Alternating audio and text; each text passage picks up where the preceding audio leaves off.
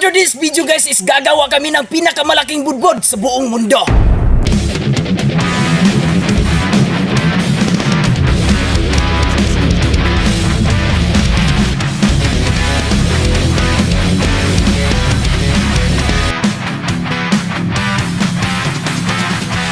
Ito yung tik-tik gawa sa ari ng tao.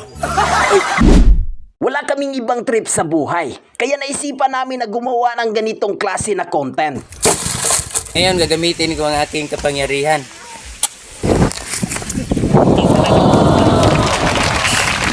Sa totoo lang, nag-experiment lang kami kung kaya ba namin lutuin ang ginagawa namin.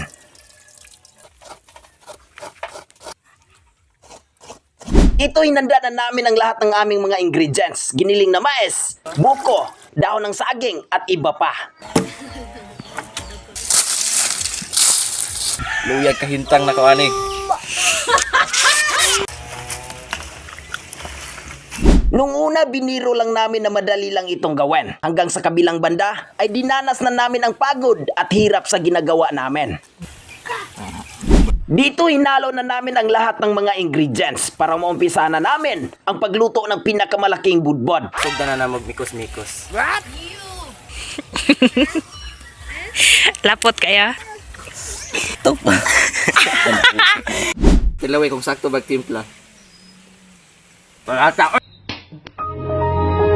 Natapos na namin haluin ang mga ingredients at ngayon, babalutin na namin.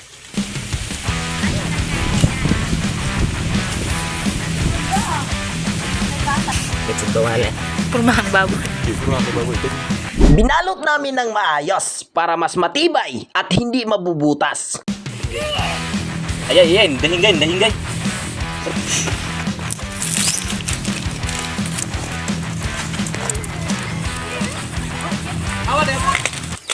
At ngayon, isasalang na namin ito.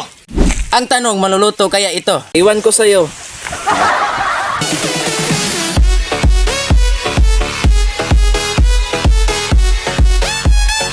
Dito sinalang na namin at hindi pa kami sigurado kung maluluto ba ito sa sobrang laki nito.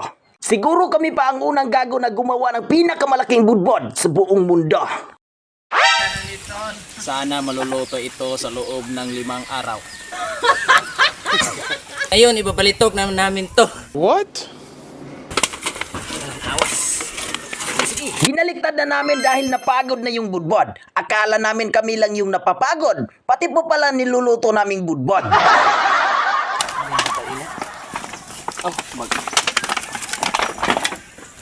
Bibingka, naliki. Akala ko budbod, bibingka pala, naliki. Habang naghihintay kami na maluluto yung budbod, nagiinuman muna kami ng alak na galing sa niyog. Habang kami ay naghintay sa aming budbod, inom kami ng tubes.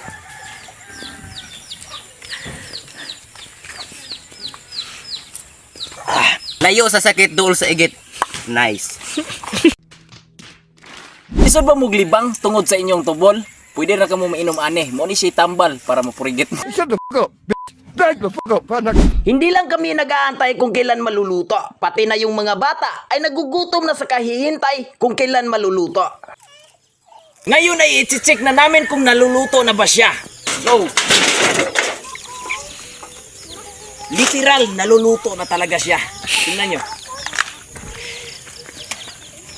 Ito yung finished product namin at hindi namin in-expect na maluluto pala yung ginagawa namin. At dito hinain na namin para tikman.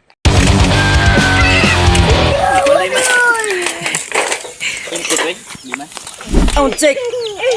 Anong lasa? Ang sarap. Ang asim. Nice.